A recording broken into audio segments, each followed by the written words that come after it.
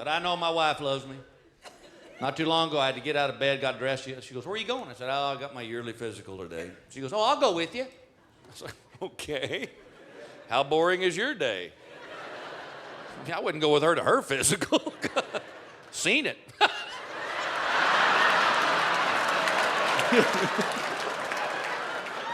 Yeah, it's not like we're going to break any new ground there. It's not like I'm going to go, wow, Doc, what is that? But she was in the room when the doctor told me my cholesterol's getting high. I'm like, good going, Doc. Hell, it'd been easier if he just told her I was cheating on her. Yeah, if he tells her I'm cheating on her, I just got to take some garbage. Now I got to eat a bunch of it. He told me to cut out bacon, which sucks, because I love pig. So my wife, trying to be helpful, goes to the grocery store and buys this stuff called Soy Bacon. Yeah, let me tell you something. I know soybeans are good for a lot of things. Let's stay out of the bacon market. They go, looks and tastes like real bacon. No, it doesn't. Tastes like somebody bacon-flavored a turd. That's what it tastes like.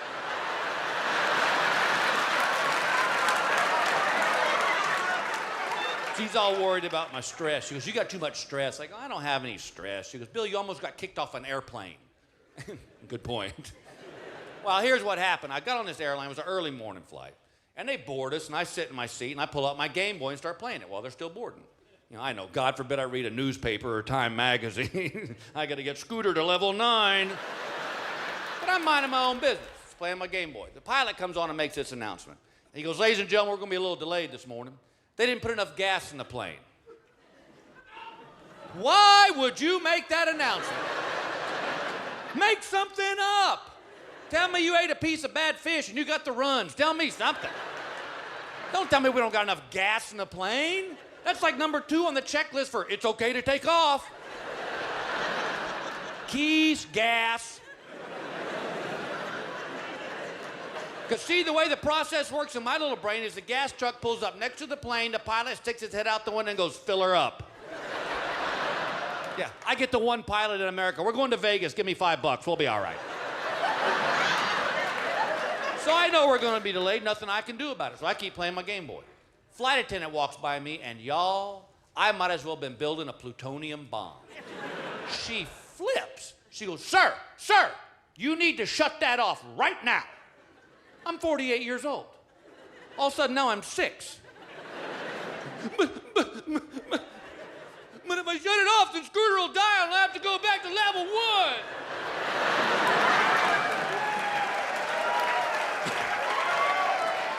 And then she said it. She goes, sir, do you know where the on-off switch is?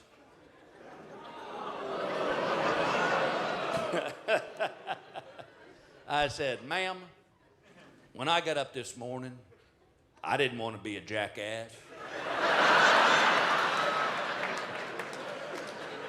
You just pushed my jackass button.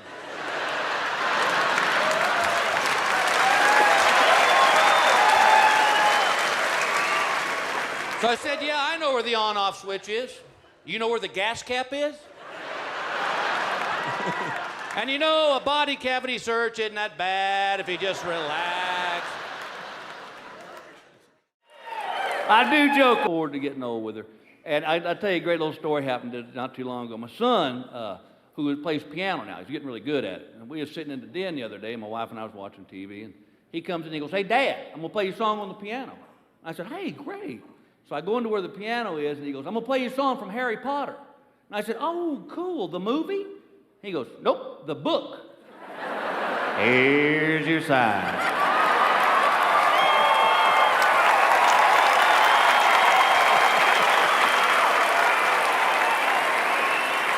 Oh, we've had some good ones this year. I was talking about hunting. Last October, I went hunting down at the ranch. And I had, again, my camouflage pants, camouflage jacket, camouflage ball cap. We did the morning hunt, didn't get anything. Well, I had to go into the Walmart at lunch to get some supplies. And I walk in the front door of the Walmart, and the greeter goes, you been hunting? I said, nope, I'm on my way to a tree hugging party. Here's your sign.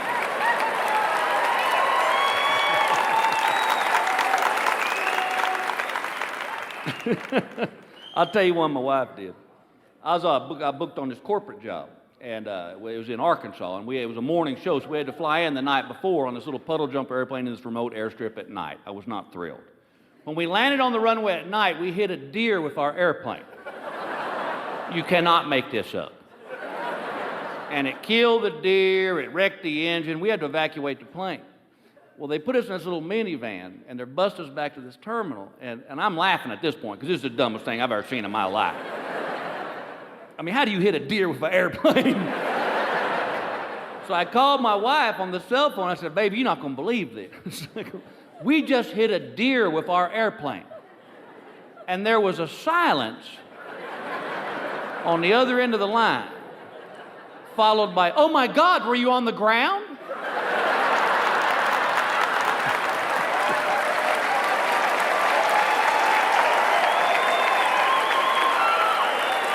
I said, nope, Santa was making one last run. Here's your sign. And I had one almost got me thrown in jail. I took my wife to Europe this year, and we've been over there for a couple of weeks. We bought a couple of paintings about that big, about 11 by 15. And they were too small to check, and we didn't want to get them damaged, so we just carried them on the airplane. Well, our plane lands from Frankfurt, Germany, into Los Angeles for customs. We walk off the plane into customs. We're holding the paintings in our hand, and the customs agent goes, did y'all buy them paintings outside the country?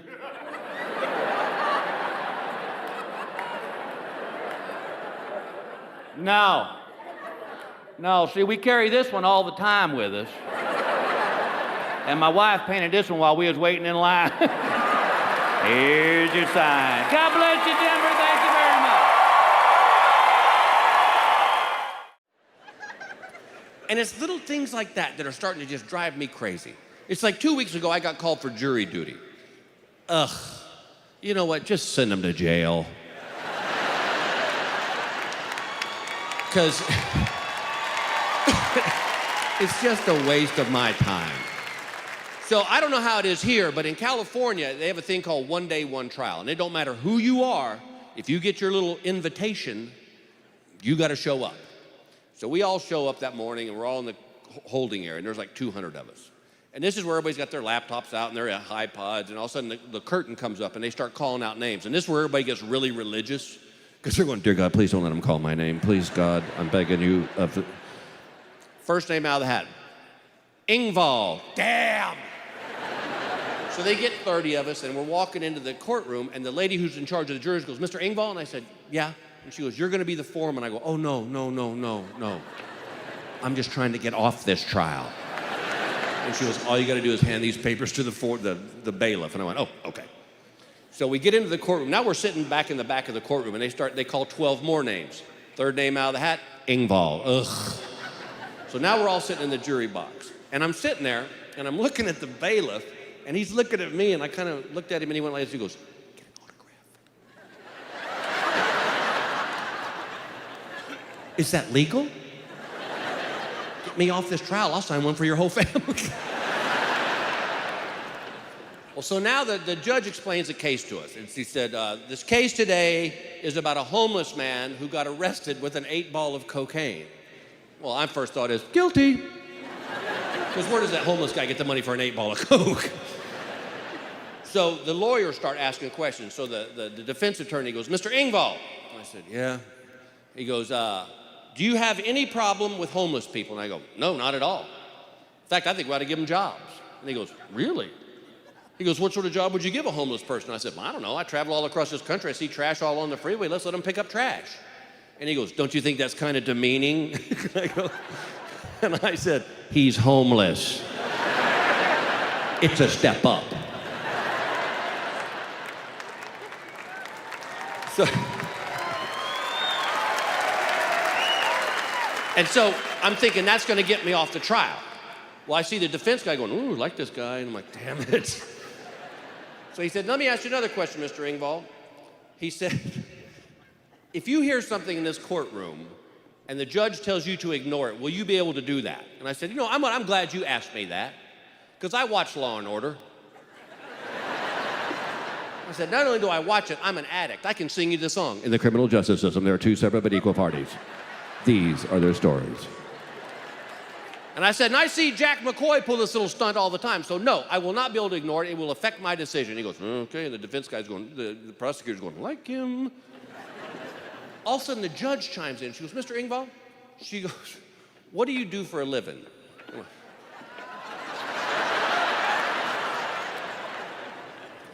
Well, Your Honor, I'm an entertainer. Oh, really? Well, what sort of entertaining do you do? I'm a comedian. A comedian?